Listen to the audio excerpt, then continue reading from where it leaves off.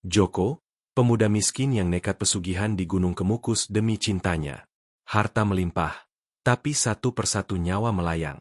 Saat ritual terakhir, ia harus memilih, kekayaan atau nyawanya. Tapi, pilihan itu sudah terlambat. Ia tak sadar, ia adalah tumbal selanjutnya. Mampukah Joko selamat dari jebakan abadi ini? Sinar matahari pagi menembus celah-celah daun jati, membangunkan Joko dari tidur singkatnya di gubuk reot. Udara pagi yang dingin menusuk tulang, namun tidak sedingin kenyataan hidup yang ia hadapi. Di sampingnya, Siti, tunangannya, masih terlelap. Wajahnya yang damai menipu, menyembunyikan penderitaan yang sama dengan Joko. Mereka berdua terlahir di desa miskin di kaki Gunung Kemukus, tempat di mana mimpi adalah barang mewah yang tak terjangkau. Pagi itu, seperti pagi-pagi sebelumnya, Siti terbangun lebih dulu. Dia melihat Joko yang termenung di pintu gubuk, menatap ke arah sawah yang kering kerontang. Sudah 3 musim kemarau panjang melanda, membuat tanah retak dan harapan mereka layu. Ayah Siti, seorang petani yang keras kepala, sudah berulang kali menolak pinangan Joko. "Mana bisa kamu nikahi anakku dengan tangan kosong, Nak?" Kata-kata itu masih terngiang jelas di telinga Joko. Kata-kata yang mengikis harga dirinya, tapi juga memantik api di dadanya. Siti menghampiri Joko dan memegang tangannya. "Joko, kita pasti bisa," ucapnya. Suaranya pelan dan penuh harapan. Joko membalas tatapan Siti dengan mata yang lelah. "Bagaimana, Siti? Kita sudah mencoba semua cara. Aku sudah bekerja serabutan, tapi hasilnya tidak pernah cukup. Ayahmu tidak akan pernah merestui kita jika aku tidak punya apa-apa." Siti tidak menjawab, hanya memeluk Joko erat. Dalam pelukan itu, Joko merasakan kehangatan dan kekuatan, namun juga kefrustrasian yang mendalam. Dia mencintai Siti lebih dari segalanya, dan gagasan untuk kehilangan Siti adalah hal yang paling menakutkan baginya.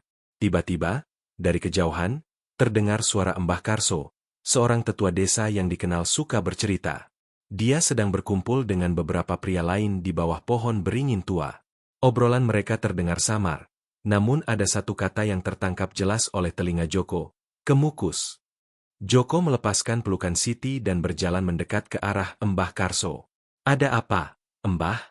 tanyanya. Suaranya ragu. Mbah Karso menoleh, menatap Joko dengan mata yang menyimpan banyak rahasia. "Ah, Joko, kami sedang membicarakan cerita lama, tentang Gunung Kemukus. Tempat itu, kata orang, bukan hanya makam Pangeran Samudro, tapi juga pintu menuju kekayaan." Joko menelan ludah. Cerita tentang pesugihan di Gunung Kemukus sudah menjadi rahasia umum di desa mereka. Konon, siapapun yang berani melakukan ritualnya akan mendapatkan harta berlimpah, asalkan berani membayar harga yang mahal. Selama ini, Joko selalu menampik cerita itu. Ia menganggapnya hanya bualan, dongeng kosong untuk menakut-nakuti orang. "Itu hanya mitos, Mbah," kata salah seorang pria. Mbah Karso tersenyum sinis. "Mitos? Kenapa orang-orang yang pergi ke sana kembali dengan mobil mewah dan rumah besar?" Joko terdiam. Pikiran-pikiran liar mulai merayap di benaknya. Jika benar ada jalan pintas menuju kekayaan, apakah ia harus mengambilnya? Dia membayangkan wajah Siti yang tersenyum bahagia, orang tuanya yang bangga, dan dirinya yang tidak lagi dipandang sebelah mata. Ia membayangkan semua kesulitan hidupnya lenyap dalam sekejap. Malam harinya, Joko tidak bisa tidur. Ia bangkit dari tempat tidur dan duduk di depan gubuk. Ia menatap ke arah Gunung Kemukus yang gelap dan diselimuti kabut. Di sana, di balik kabut, ada harapan. Harapan yang mungkin bisa menyelamatkannya, atau justru menghancurkannya. Siti, yang terbangun karena merasakan Joko tidak ada di sisinya, keluar dari gubuk. "Joko, kamu kenapa?" Joko menoleh, matanya berkaca-kaca. "Siti, aku tidak bisa begini terus. Aku akan pergi ke Gunung Kemukus. Aku akan melakukan apapun untuk bisa menikahimu." Siti terkejut. "Tidak, Joko. Jangan lakukan itu. Aku tidak mau kamu pergi." Joko menggeleng. "Aku harus pergi, Siti. Ini satu-satunya jalan. Aku akan kembali sebagai orang sukses, dan kita bisa hidup bahagia selamanya." Tanpa menunggu jawaban Siti, Joko berbalik dan melangkah pergi. Ia meninggalkan Siti yang menangis pilu di depan gubuk, dan berjalan menuju kegelapan Gunung Kemukus. Ia tidak tahu, jalan yang ia pilih akan membawanya ke dalam pusaran horor yang tak terbayangkan. Di balik kegelapan malam, jalur setapak menuju Gunung Kemukus terasa dingin dan sunyi. Hanya ada suara jangkrik dan embusan angin yang menggoyangkan dedaunan. Joko berjalan tanpa menoleh ke belakang, hatinya dipenuhi tekad dan sedikit ketakutan. Ia terus melangkah, menembus kabut tebal yang seolah-olah ingin menelannya hidup-hidup. Bau tanah basah dan bunga melati yang menyengat mulai tercium, pertanda ia sudah semakin dekat dengan makam keramat itu. Setelah hampir 2 jam berjalan, Joko tiba di sebuah pintu gerbang tua yang terbuat dari kayu lapuk. Di baliknya, terlihat sebuah area makam yang dikelilingi pohon-pohon besar dan tua. Sebuah gubuk kecil berdiri di sudut, dengan cahaya temaram dari lampu minyak yang berkedip-kedip. Joko melangkah ragu, mendekati gubuk tersebut. Ia mengetuk pintu perlahan. "Masuklah," terdengar suara serak dari dalam. Joko membuka pintu dan melihat seorang pria tua berjanggut putih duduk bersila di atas tikar pandan.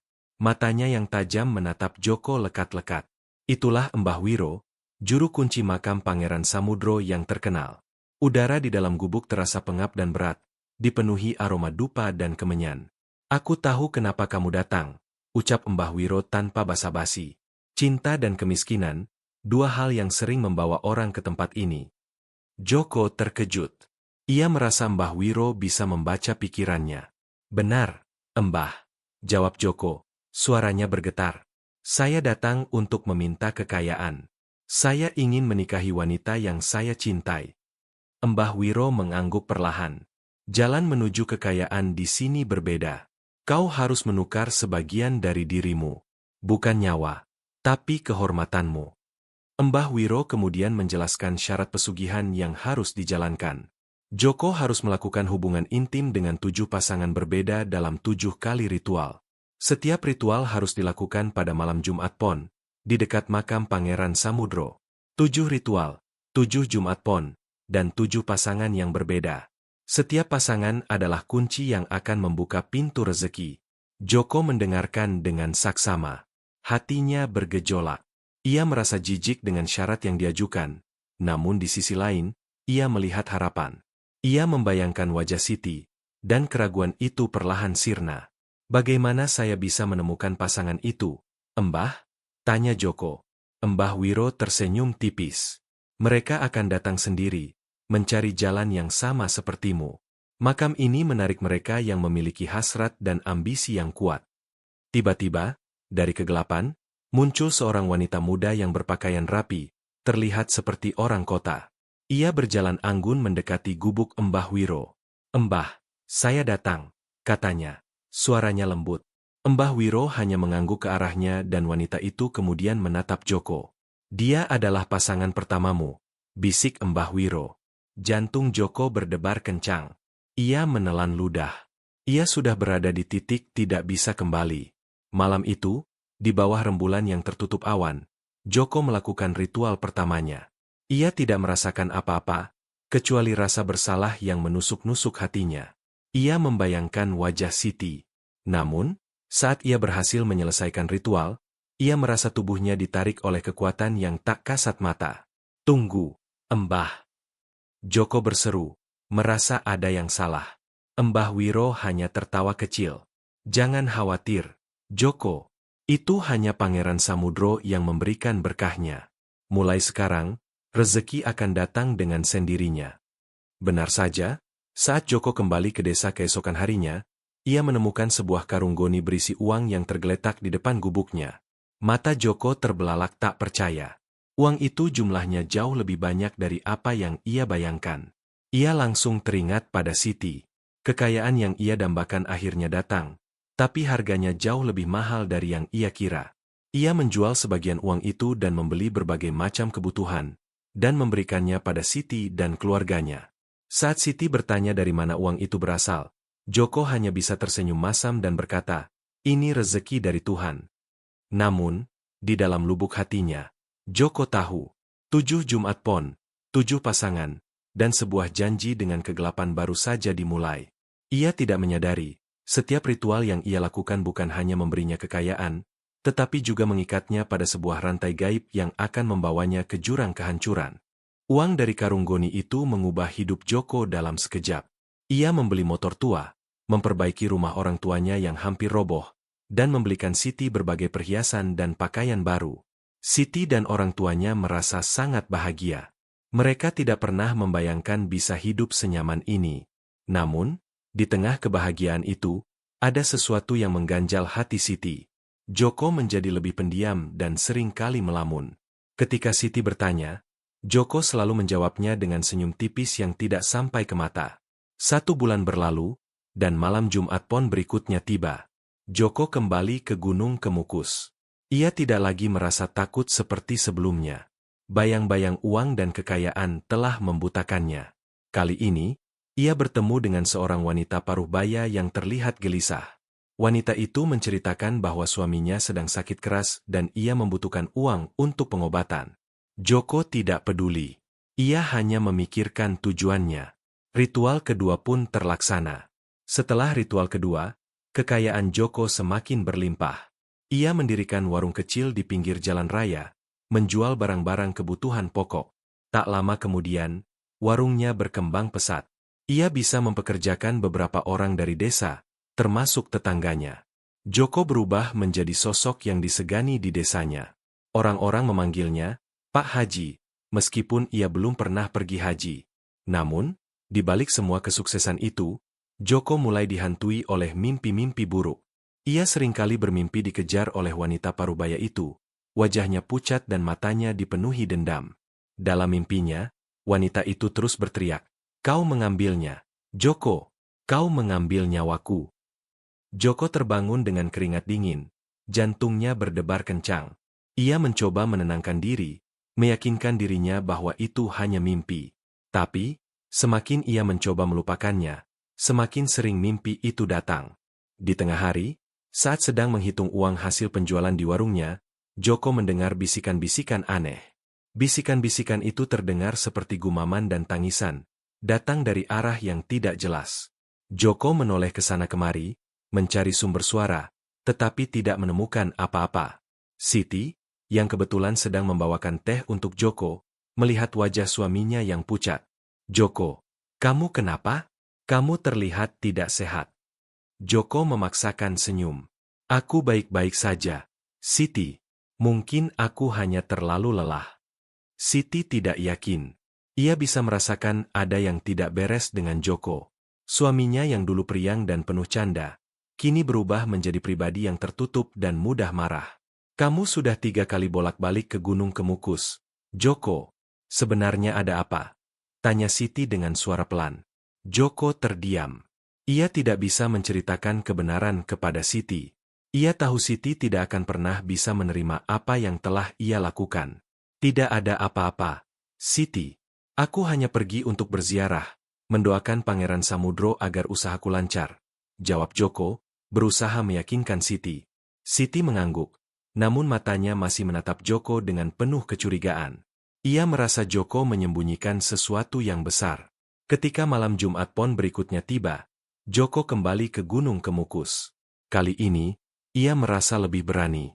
Ia sudah berhasil melewati 2 ritual, dan kekayaan yang ia dapatkan telah membungkam semua keraguannya. Ia merasa di atas angin, seolah-olah ia telah berhasil menipu takdir. Ia tidak menyadari, setiap langkah yang ia ambil, setiap ritual yang ia lakukan, telah mengikatnya ke dalam sebuah jaring laba-laba yang semakin lama semakin kuat. Jaring yang akan menjeratnya dan menggerogoti jiwanya hingga tak tersisa. Kehidupan Joko terus berubah. Warung kecilnya kini sudah menjadi toko kelontong besar yang menjual berbagai macam barang, dari kebutuhan pokok hingga barang elektronik sederhana. Ia sudah memiliki 2 unit mobil bak terbuka untuk mengangkut barang dagangannya. Orang-orang di desa mulai menganggapnya sebagai orang terpandang, panutan yang berhasil mengubah nasib. Tapi, di balik semua itu, kebahagiaan yang ia rasakan terasa hampa. Mimpi buruk yang menghantuinya semakin sering datang. Wajah wanita parubaya itu kini digantikan oleh wajah-wajah lain yang ia temui di makam. Mereka berteriak, menangis, dan menunjuk ke arahnya dengan jari-jari yang keriput. Joko sering terbangun di tengah malam dengan keringat dingin membasahi tubuhnya. Napasnya terengah-engah. Selain itu, Ia juga mulai mendengar bisikan-bisikan aneh di siang hari. Bisikan itu bukan hanya gumaman, melainkan bisikan yang menyebut namanya. Joko, Joko. Bisikan itu terdengar di mana-mana, di toko, di rumah, bahkan saat ia sedang berbicara dengan orang lain. Joko merasa paranoid, sering menoleh ke belakang, tetapi tidak menemukan siapa-siapa. Suatu hari, saat sedang melayani pembeli, Joko tiba-tiba merasa pusing dan mual. Ia melihat wajah pembeli itu berubah menjadi wajah wanita yang ia temui di makam. Wajahnya pucat pasi dan matanya kosong. Joko menjerit dan pingsan. Saat ia terbangun, Siti sudah berada di sisinya. Wajahnya penuh kekhawatiran. "Kamu kenapa, Joko? Kamu sering sakit-sakitan sekarang," ujar Siti dengan suara bergetar. Joko mencoba tersenyum, tetapi senyum itu terasa pahit. "Tidak apa-apa, Siti. Mungkin aku hanya butuh istirahat." Siti tidak percaya. Ia tahu ada sesuatu yang mengganggu Joko, sesuatu yang tidak bisa ia ceritakan. Perubahan drastis Joko dalam beberapa bulan terakhir membuatnya sedih. Joko yang dulu hangat dan ceria, kini menjadi dingin dan penyendap. Ia juga sering marah-marah tanpa alasan. Merasa ada yang tidak beres, Siti pergi diam-diam ke rumah orang tua Joko. "Bapak, Ibu, saya merasa ada yang salah dengan Joko," kata Siti sambil menangis. "Dia tidak seperti dulu lagi. Saya takut." "Pak, Bu." Bapak dan Ibu Joko juga merasakan hal yang sama. Mereka melihat perubahan drastis pada anak mereka. Mereka tahu Joko sering pergi ke Gunung Kemukus, dan mereka juga tahu ada desas-desus tentang pesugihan di sana. "Kami juga tidak tahu, Nak. Setiap kali kami tanya, dia selalu bilang tidak ada apa-apa," ujar Ibu Joko. Keputusasaan menyelimuti Siti. Ia merasa Joko semakin jauh darinya. Mereka sudah memiliki segalanya, tetapi kebahagiaan yang mereka dambakan tidak pernah datang. Harta yang mereka miliki terasa seperti kutukan yang memisahkan mereka. Di malam hari, setelah Siti tertidur, Joko duduk sendirian di teras. Ia menatap ke langit yang gelap. Ia merindukan masa-masa sulitnya dulu, saat ia dan Siti bisa berbagi cerita dan tawa tanpa harus menyembunyikan apa-apa. Harta yang ia dapatkan terasa seperti belenggu yang memenjarakannya. Ia tahu, ia harus menyelesaikan semua ini. Ia harus menyelesaikan ritualnya, dan kembali ke kehidupan normalnya. Joko pergi ke Gunung Kemukus lagi. Ia tidak tahu, ia sudah terlalu jauh melangkah. Setiap langkah yang ia ambil, setiap ritual yang ia lakukan, telah mengikatnya ke dalam sebuah jaring laba-laba yang semakin lama semakin kuat. Jaring yang akan menjeratnya dan menggerogoti jiwanya hingga tak tersisa. Keraguan dan rasa bersalah kini menjadi teman akrab Joko. Ia kembali ke desa setelah ritual kelima, membawa lebih banyak uang dan barang dagangan. Tokonya semakin ramai, dan ia bahkan mulai berani menginvestasikan uangnya di bisnis lain. Namun, setiap koin yang ia dapatkan terasa seperti beban, bukan berkat. Di setiap tumpukan uang, ia melihat bayangan wajah-wajah yang telah ia temui di makam. Bisikan-bisikan itu kini bukan lagi gumaman, melainkan bisikan yang mengancam. "Kau akan membayar, Joko. Kau akan membayar." Puncaknya terjadi saat malam Jumat Pon berikutnya, ketika ia harus melakukan ritual keenam.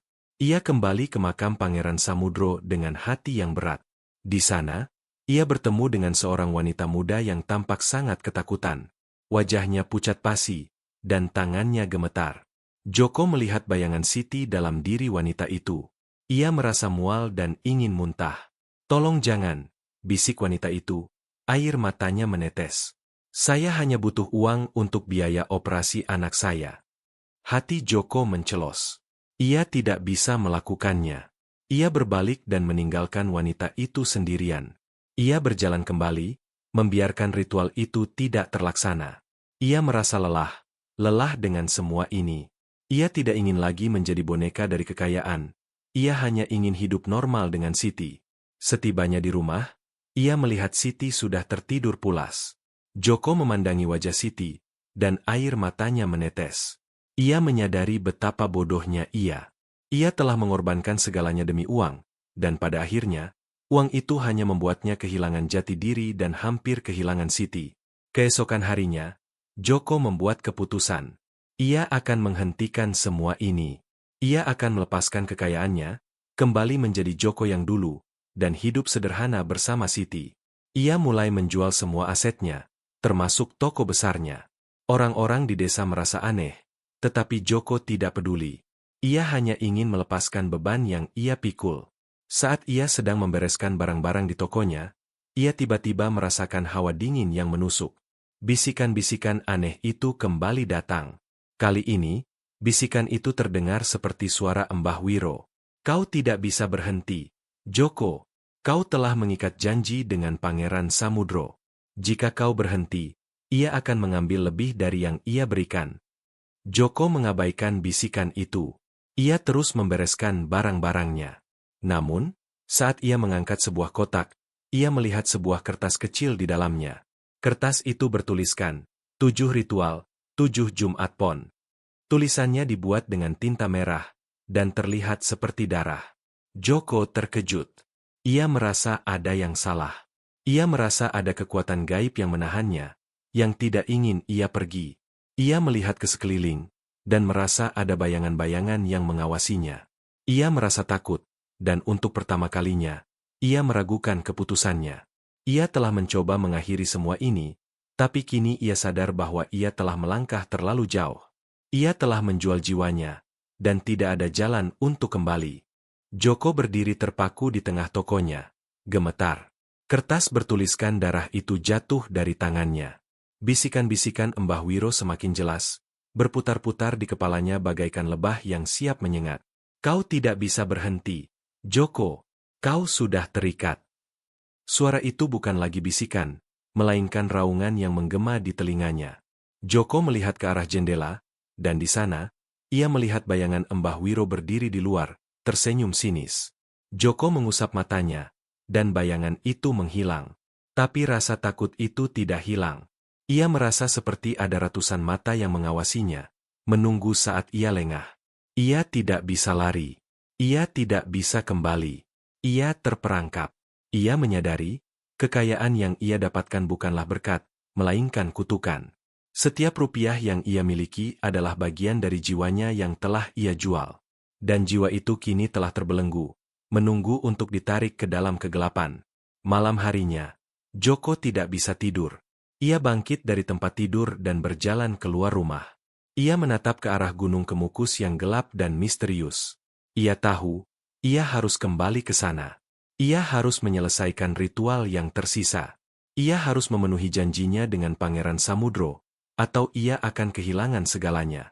Ia tidak peduli lagi dengan konsekuensinya. Ia hanya ingin semua ini berakhir. Ia ingin kembali ke kehidupan normalnya. Bahkan jika itu berarti ia harus hidup miskin lagi. Ia hanya ingin bebas dari bayang-bayang dan bisikan yang menghantuinya. Ia berjalan menuju Gunung Kemukus. Langkahnya berat, namun hatinya dipenuhi tekad. Ia harus melakukannya. Ia harus menyelesaikan ritual yang keenam. Di makam, Mbah Wiro sudah menunggunya. Aku tahu kau akan kembali, katanya dengan suara serak. Pangeran Samudro menunggumu. Joko tidak menjawab.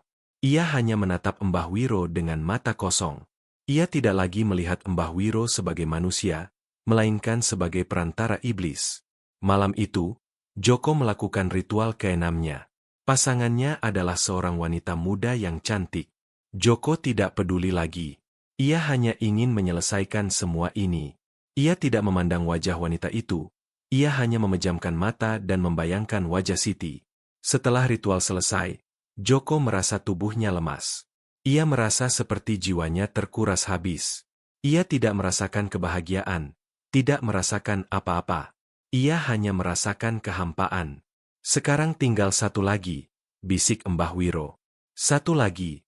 Dan semua penderitaanmu akan berakhir. Tapi ingat, pengorbanan terakhir adalah yang paling krusial. Pengorbanan yang akan mengubah hidupmu selamanya. Joko hanya mengangguk. Ia tidak peduli. Ia hanya ingin semua ini berakhir. Ia hanya ingin bebas. Tapi ia tidak tahu, pengorbanan terakhir itu adalah jebakan yang dibuat untuk menjeratnya. Jebakan yang akan membuatnya menjadi salah satu dari banyak jiwa yang terperangkap di Gunung Kemukus. Joko kembali ke desa dengan langkah gontai. Ia merasa kosong, seolah jiwanya telah diambil paksa. Kekayaan yang ia miliki terasa tidak berarti, hanya tumpukan benda mati yang tidak mampu mengisi kehampaan di hatinya. Wajahnya yang dulu berseri-seri kini kuyu, matanya cekung, dan senyumnya hilang entah kemana. Siti mencoba menghiburnya, namun Joko hanya diam, seakan ia tidak lagi berada di sana. Malam itu, Joko dihantui oleh mimpi yang lebih mengerikan dari sebelumnya. Ia melihat dirinya sendiri, berdiri di depan sebuah cermin. Wajahnya perlahan berubah menjadi wajah-wajah wanita yang ia tiduri. Wajah mereka bergantian muncul, berteriak-teriak, dan menangis. "Kau mengambilnya! Kau mengambilnya!" teriak mereka, dan suara mereka bergema di telinganya. Joko terbangun dengan napas terengah-engah, jantungnya berdebar kencang. Ia tahu, mimpi itu adalah peringatan. Ia tahu, ia tidak bisa lagi lari dari takdirnya. Ia harus menyelesaikan ritual yang terakhir, atau ia akan selamanya dihantui oleh arwah-arwah yang ia jual demi kekayaan. 1 minggu berlalu, dan malam Jumat Pon terakhir tiba. Joko kembali ke Gunung Kemukus. Ia tidak lagi merasa takut. Ia hanya ingin semua ini berakhir. Ia ingin bebas. Ia berjalan menuju makam Pangeran Samudro, dan di sana, ia melihat Mbah Wiro sudah menunggunya. "Malam ini, semua akan berakhir," bisik Mbah Wiro, matanya bersinar aneh. Joko hanya mengangguk. Ia sudah tidak peduli. Ia hanya ingin menyelesaikan semua ini. Mbah Wiro menunjuk ke arah makam, dan di sana, seorang wanita muda berdiri. Wanita itu memakai kebaya putih, rambutnya panjang terurai, dan wajahnya sangat cantik. Joko terpaku. Wanita itu memiliki aura yang berbeda, aura yang terasa suci dan misterius. "Dia adalah Wulan, pasanganmu yang terakhir," bisik Mbah Wiro. Joko melangkah mendekat, dan Wulan menatapnya. Matanya yang bening memancarkan kesedihan yang mendalam. Joko merasa ada sesuatu yang aneh dengan wanita ini, sesuatu yang tidak ia rasakan dari pasangan-pasangan sebelumnya. Saat Joko hendak memulai ritual, Wulan tiba-tiba mengangkat tangannya. "Tunggu," katanya. Suaranya lembut, namun penuh kekuatan. "Kau tidak tahu apa yang kau lakukan." Joko terkejut. Belum pernah ada pasangan yang berbicara padanya.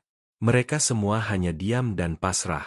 "Aku tahu," jawab Joko. Suaranya serak. "Aku harus melakukannya."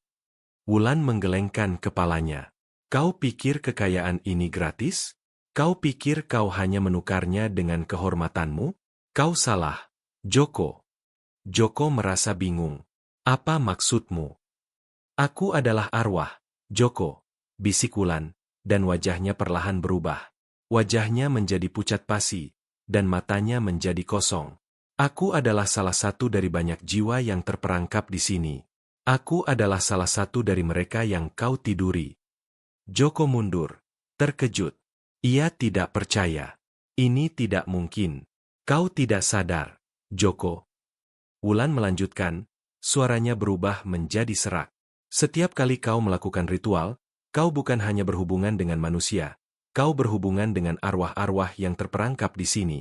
Aku adalah salah satu dari mereka yang mencari penebusan, dan aku telah menunggumu." Joko tidak bisa berkata-kata. Ia menatap Mbah Wiro, yang hanya tersenyum sinis. Joko merasa ada yang salah. Ia merasa ada jebakan di sini. Ia telah melangkah terlalu jauh, dan tidak ada jalan untuk kembali. Ia telah menjual jiwanya, dan kini ia harus membayarnya dengan harga yang sangat mahal. Joko mundur beberapa langkah, menatap Wulan dengan tatapan tidak percaya. Pikiran-pikirannya kacau balau, mencoba memproses informasi yang baru saja ia dengar. Tubuhnya gemetar, bukan lagi karena dinginnya malam, melainkan karena ketakutan yang merayap di setiap inci kulitnya. Mbah Wiro hanya berdiri di samping, tersenyum, menikmati kepanikan yang terpancar jelas di wajah Joko. "Tidak mungkin, ini tidak mungkin," gumam Joko, suaranya nyaris tak terdengar. "Kau pikir kenapa kekayaan itu datang begitu mudah?" tanya Wulan, suaranya kini kembali normal, namun matanya masih memancarkan aura yang sama. "Setiap wanita yang kau tiduri adalah tumbal, Joko. Tumbal yang dipersembahkan kepada Pangeran Samudro untuk menebus janji-janji mereka." Wulan melangkah mendekat, perlahan, seolah ia sedang berjalan di atas air. Joko merasa lumpuh, tidak bisa bergerak. Mereka adalah arwah-arwah yang terikat di sini, arwah-arwah yang mencari penebusan. Dan aku adalah yang terakhir. Aku adalah yang menunggu. Tiba-tiba, Mbah Wiro tertawa, tawa yang serak dan mengerikan. Dia benar. Joko, kau pikir aku ini siapa? Juru kunci? Penunggu makam? Aku adalah penjaga Pangeran Samudro, dan tugasku adalah menghukum mereka yang tamak. Mereka yang datang ke sini dan mengorbankan kehormatan orang lain demi kekayaan. Kau dan mereka, kalian semua adalah mangsa yang aku jebak. Ritual ini bukanlah jalan pintas menuju kekayaan. Ini adalah jalan menuju kehancuranmu. Joko menoleh ke arah Mbah Wiro, matanya memancarkan kemarahan dan kebencian. Kau menipuku. Kau menipuku. Mbah Wiro hanya tersenyum sinis. Aku hanya memberimu apa yang kau inginkan. Kekayaan. Dan kau, dengan tamak, mengambilnya. Kau tidak bertanya. Kau tidak peduli siapa mereka. Kau hanya melihat mereka sebagai alat untuk mencapai tujuanmu. Dan sekarang, kau harus membayar harganya. Wulan kembali berbicara. Setiap kali kau menyelesaikan ritual, sebagian dari nyawa mereka yang kau tiduri akan ditarik ke alam gaib, dan jiwamu akan semakin terikat ke makam ini. Itulah mengapa kau selalu merasa lelah dan sering mendengar bisikan-bisikan aneh. Kau tidak sadar, kau sedang ditarik ke alam kami. Kekayaan yang Joko dapatkan terasa seperti debu. Ia merasa bodoh, dan merasa muak dengan dirinya sendiri. Ia telah menipu dirinya sendiri, ia telah menipu Siti, dan ia telah menipu orang-orang di sekitarnya. Ia telah menjadi monster, dan semua ini karena ambisi dan ketamakannya. Tidak, aku tidak mau, teriak Joko, suaranya parau. Aku tidak mau menjadi seperti kalian. Aku tidak mau terperangkap di sini. Wulan dan Mbah Wiro hanya menatapnya dengan tatapan kosong. Mbah Wiro mengangkat tangannya, dan cahaya hijau terang menyinari makam.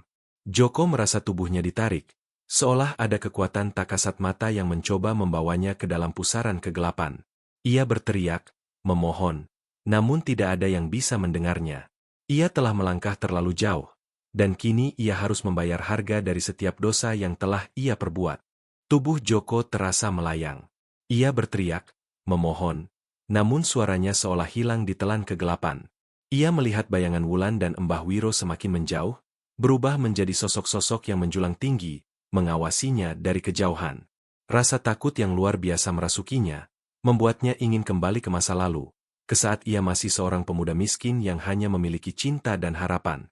Ia menyesali semua keputusannya, semua keserakahan yang telah membutakannya. Tiba-tiba, ia merasakan dirinya jatuh. Bukan jatuh ke tanah, melainkan jatuh ke dalam sebuah pusaran kegelapan.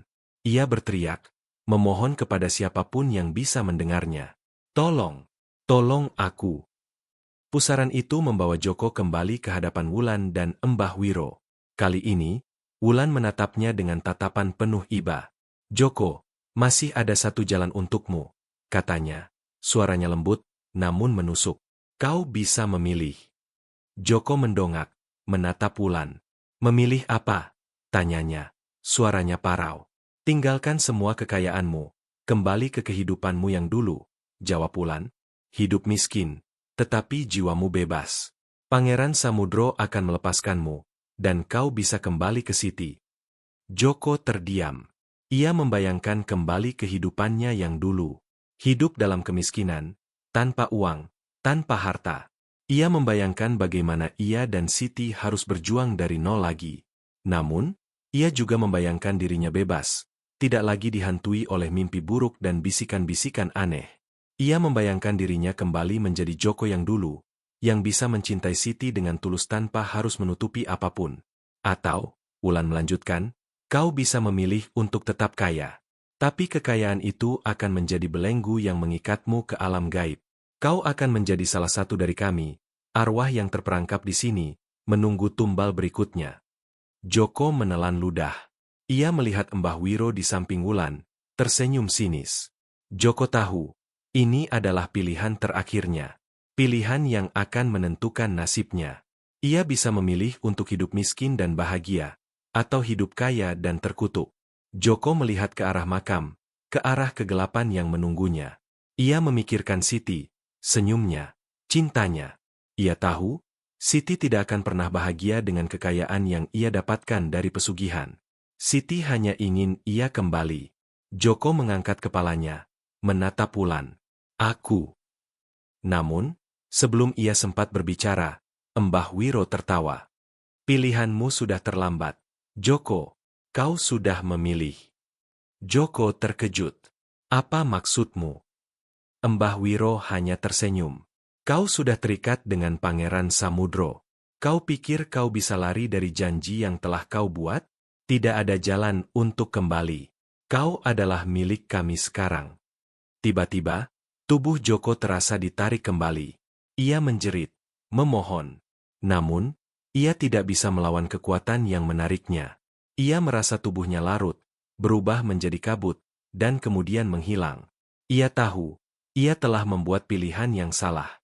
Ia telah menjual jiwanya, dan kini ia harus membayarnya dengan harga yang sangat mahal. Joko merasa dirinya larut, seolah-olah ia adalah kabut yang tertiup angin. Ia tidak bisa merasakan tubuhnya, tidak bisa melihat apapun, dan hanya bisa mendengar bisikan-bisikan Mbah Wiro yang menggema di telinganya. Kau adalah milik kami sekarang, Joko, selamanya. Ia tidak tahu berapa lama ia berada di dalam pusaran kegelapan itu. Ia kehilangan kesadaran.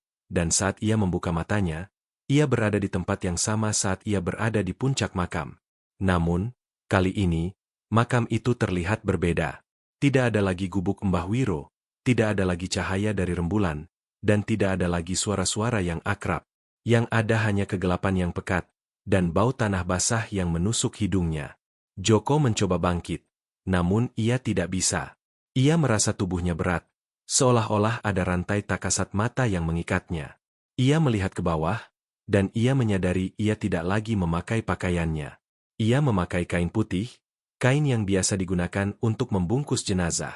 Tubuhnya terasa dingin, dan ia menyadari ia tidak lagi bernapas. Tidak, tidak, teriak Joko, suaranya parau. Ia mencoba melepaskan diri, namun tidak bisa. Ia merasa panik, dan mulai menangis. Aku tidak mau di sini. Aku tidak mau di sini. Tiba-tiba, dari kejauhan, ia mendengar suara-suara. Suara-suara wanita. Suara-suara yang familiar. Mereka tertawa, dan tangisan mereka terdengar seperti lagu yang menakutkan. Joko berbalik, dan ia melihat bayangan-bayangan hitam berjalan ke arahnya. Mereka adalah wanita-wanita yang ia tiduri, yang ia korbankan demi kekayaan. Wajah mereka pucat pasi, dan mata mereka kosong. Mereka mengelilingi Joko, menatapnya dengan tatapan penuh dendam. Kau mengambilnya, Joko, bisik salah seorang wanita. Suaranya seperti bisikan angin. Kau mengambil nyawaku, dan sekarang kau harus membayarnya. Joko memohon, maafkan aku, maafkan aku. Para wanita itu tidak menjawab. Mereka hanya tertawa, tawa yang menusuk gendang telinga Joko. Tiba-tiba, mereka mengangkat tangan mereka, dan sebuah rantai tak kasat mata muncul dari dalam tanah, mengikat Joko lebih erat. Joko berteriak kesakitan. Ia merasakan jiwanya ditarik ke dalam makam. Kau akan selamanya berada di sini. Bisik suara lain, suara yang familiar, suara Wulan. Kau akan menjadi salah satu dari kami, arwah yang terperangkap di Gunung Kemukus, menunggu tumbal berikutnya. Joko melihat ke arah makam Pangeran Samudro, dan ia melihat Mbah Wiro dan Wulan berdiri di sana, mengawasinya. Mbah Wiro tersenyum sinis, dan Wulan menatapnya dengan tatapan penuh iba. Mereka tidak bisa membantunya. Ia telah memilih, dan kini ia harus menerima konsekuensinya. Seketika itu juga, kekayaan yang Joko miliki lenyap. Toko besarnya berubah menjadi gubuk reot, mobil-mobilnya berubah menjadi tumpukan besi, dan uangnya berubah menjadi daun kering. Siti, yang berada di rumah, terkejut melihat semua kekayaan mereka lenyap dalam sekejap. Ia menangis, tidak tahu apa yang terjadi. Ia tidak tahu, Joko sudah tidak lagi berada di alam yang sama dengannya.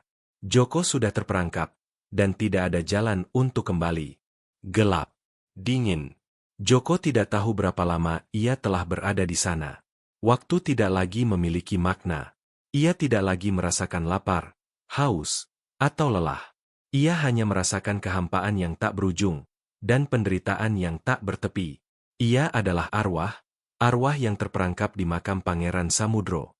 Tubuhnya kini adalah kabut, dan ia hanya bisa bergerak di sekitar area makam.